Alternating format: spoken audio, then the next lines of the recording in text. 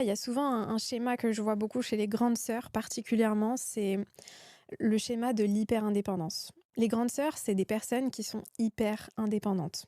On les a responsabilisées très vite, on leur a donné beaucoup, beaucoup de charges, de responsabilités.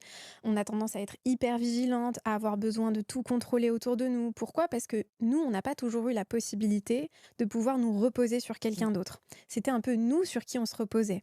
On devait donner l'exemple, on devait montrer comment faire, on devait sécuriser l'environnement, apporter une certaine sécurité, une certaine stabilité dans des environnements qui sont pas toujours stables. Parce que faut pas se mentir, on est beaucoup à avoir grandi dans des familles un peu dysfonctionnelles, un peu compliquées.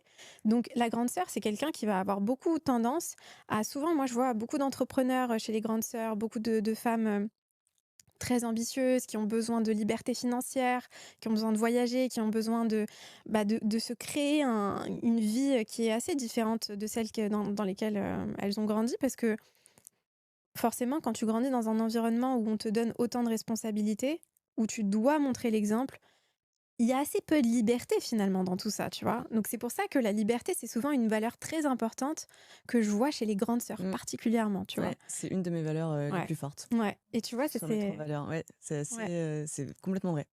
Ouais et puis il y a beaucoup d'exigences. Il y a des standards très élevés. On a envie que les choses, elles soient bien faites. On a besoin, de sécurité émotionnelle. On a besoin que on n'a pas beaucoup parfois même d'espace pour la victimisation, le tu vois? Il y a une intolérance aussi, c'est à un certain niveau à ces choses-là. En tout cas, moi, je parle pour moi, je sais pas si ça te parle, mais moi, j'ai beaucoup de mal à tolérer, la victimisation, les gens qui se complaisent dans leur mal-être parce que j'ai pas pu, moi, faire ça, en Mmh fait. mh. Il fallait que je sois un exemple, il fallait que je gère des crises, des situations difficiles parce que j'étais la grande sœur et que c'était sur moi qu'on comptait, en fait et je pense qu'il y a beaucoup de personnes qui vivent, ce schéma-là. Ah ouais, je pense que c'est vraiment, c'est des schémas assez classiques.